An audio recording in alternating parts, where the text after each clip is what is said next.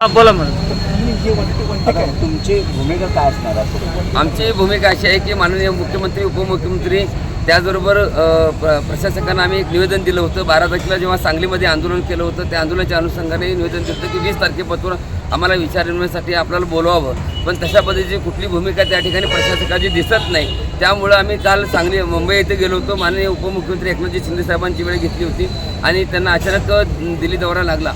त्यामुळे ते दिल्लीला गेले. पुन्हा आम्ही त्यांना भेटण्याची या ठिकाणी इच्छा व्यक्त करतोय की आमची वक्तव्य अशी आहे की मुख्यमंत्री युवा कार्यपक्षाच्या अंतर्गत जे महाराष्ट्रामधील जे 1,20,000हून अधिक मुलं कामावरती आहेत, तर त्या मुलाला आता घरला वेळ संपत आलेला आहे. 28 तारीख शेवट आहे आणि पूर्ण महाराष्ट्रामध्ये जे 1,20,000 विद्यार्थी एकाच वेळेस रस्त्यावरती येणार आहेत. कोणाची 12 तारखेला कार्यकाळ संपलेला आहे, कोणाचा 10 तारखेला संपलेला आहे, कोणाचा 15ला, कोणाचा 18ला, कोणाचा 20ला.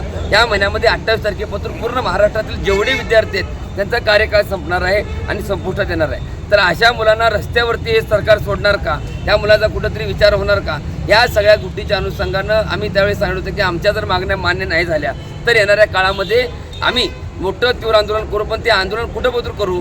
इथं सांगलीपुरतं नाही तर पूर्ण महाराष्ट्रामध्ये प्रत्येक जिल्ह्यामध्ये कलेक्टर ऑफिस असतील, प्रांत ऑफिस असेल, तहसीलदार ऑफिस असेल, त्या प्रत्येक भागामध्ये जाऊन वेगवेगळ्या पद्धतीने आंदोलन त्या ठिकाणी करणार आहोत.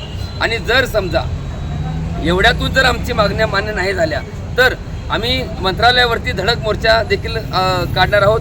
त्या ठिकाणी अमर उपोषण करणार आहोत की ज्या मुलांना जोपर्यंत हा न्याय भेटत नाही, फक्त आम्ही 20 तारखेपासून शांत संयम टाकला होता की कुठंतरी न्याय मिळेल, हक्क मिळेल आणि आमचा कुठंतरी विचार होईल. पण प्रशासकाच्या माध्यमातून असं कुठेही काय दिसत नाही, शासनाच्या माध्यमातून कुठेही असं दिसत नाही. त्यामुळं आम्ही पुन्हा एक वेळ मुख्यमंत्री उपमुख्यमंत्र्यांना विनंती करतोय की ह्या मुलांचा विचार करा की जेणेकरून हे तुमच्या घरामध्ये फोटो लावतील अशा पद्धतीची भूमिका या मुलांची आहे. यांना उघड्यावरती न सोडता त्या ठिकाणी यांना काम मुदतवाढ मिळावी, त्यांना पगार नको जास्त, मुदतवाढ मिळावी. आणि ते जर न झाल्यास किंवा त्या पद्धतीनं झाल्यास आम्ही उद्यापासून प्रत्येक जिल्ह्यामध्ये वेगवेगळ्या पद्धतीने आंदोलन करण्याचा इशारा ह्या माध्यमातून देतोय. मग सांगली, सातारा, सोलापूर, कोल्हापूर, नांदेड, धुळे, जळगाव, अंमळनेर, त्यानंतर गडचिरोली आहे, यवतमाळ आहे, बाकी जेवढे जिल्हे 36 जिल्हे आहेत त्या 36 जिल्ह्यामध्ये प्रत्येकजण वेगवेगळ्या माध्यमातून, सोलापूर असतील अशा अनेक भागात हे मुख्यमंत्री युवा कार्यपक्ष आहेत.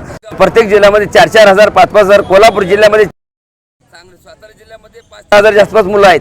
एवढ्या मोठ्या संख्येने मुलं ही रस्त्यावरती उतरतील तेव्हा प्रशासकांना जागेल की जेणेकरून ह्या माणसांना न्याय भेटणं गरजेचं. मुख्यमंत्री एकनाथजी शिंदे साहेबांनी आज देखील एक भाषणामध्येच त्या ठिकाणी दंगा केला होता आणि त्या ठिकाणी स्वतः मुख्यमंत्री साहेबांनी देखील पॉझिटिव्ह बोललेलं आहे की त्या ठिकाणी सांगितले की आम्ही सकारात्मक आहोत, तुमची मुदतवाढ देण्यासाठी आम्ही या ठिकाणी काम करण्याचा प्रयत्न करणार आहोत. मग आम्हाला अशी विनंती आहे, निस्तार तोंडी आश्वासन नको आहे, तोंडी आश्वासनची आम्हाला परिस्थिती नको आहे. आम्हाला विनंती आहे, तुम्ही मायबाप आहात आणि शांत पद्धतीनं आम्ही कुठल्याही पद्धतीनं सरकारच्या विरोधामध्ये भूमिका न ठेवता त्यांचा जयघोष करणार आहे. मुख्यमंत्री साहेब की जय, एकनाथ शिंदे साहेब की जय, देवेंद्र फडणवीस साहेब की जय, अशा पद्धतीची भूमिका ठेवून आम्ही आंदोलन करणार. कारण आमच्या अंगामध्ये भांडणं करण्याची, वाद करण्याची, दंगा करण्याची ताकद आमच्या अंगामध्ये नाही.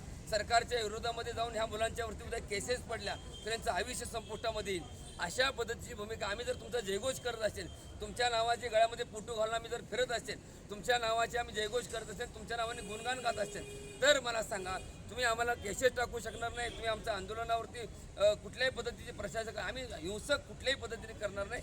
आम्ही प्रामाणिकपणे फक्त आणि पोट तिरकीने आम्हाला भूक लागले, आम्हाला तुम्ही न्याय द्या, आम्हाला तुम्ही जेवण द्या, अशा पद्धतीची. काल 2 दिवस आम्ही मुख्यमंत्री साहेबांच्या भेटीसाठी मुंबईमध्ये होतो.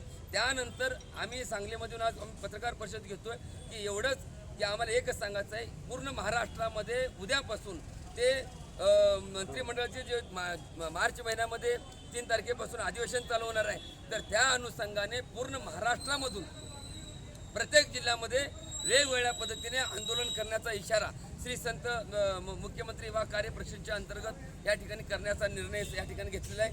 सांगलीमध्ये देखील आम्ही कलेक्टर ऑफिसपाशी आंदोलन करणार आहोत, एक दिवशी लाक्षणिक आंदोलन करणार आहोत आणि अशाच पद्धतीचं आंदोलन प्रत्येक जिल्ह्यामध्ये होईल.